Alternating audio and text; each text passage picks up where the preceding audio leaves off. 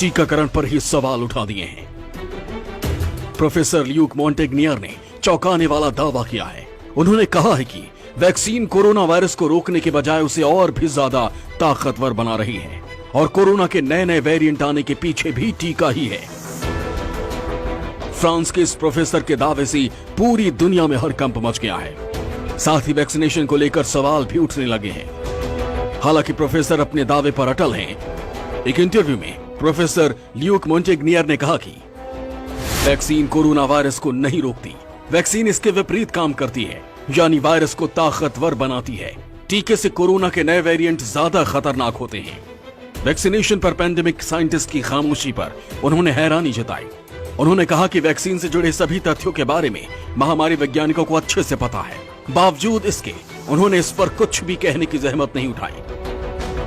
France के professor Luke मोंटेग्नियर को 2008 में नोबेल पुरस्कार मिल चुका है और वो जाने माने वायरोलॉजिस्ट भी हैं। इसलिए उनके दावे को हल्के में नहीं लिया जा सकता। प्रोफेसर ल्यूक मोंटेग्नियर ने वैक्सीनेशन को वैज्ञानिकों और मेडिकल की बड़ी गलती बताया। उन्होंने दावा किया कि वैक्सीनेशन पर खामोशी वैज्ञानिकों की बड़ी गलती है, जिसे किसी भी कीमत पर स्वीकार नहीं किया जा सकता।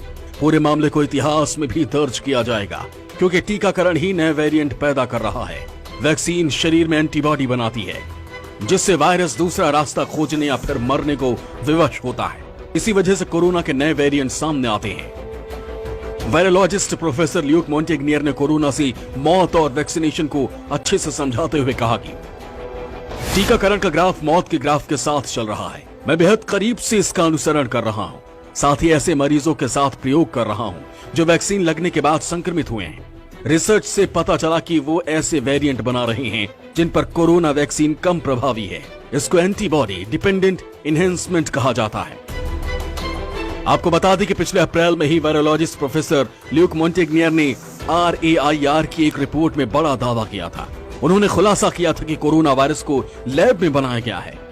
हालांकि उस वक्त उनके दावों का कुछ संगठनों ने विरोध किया।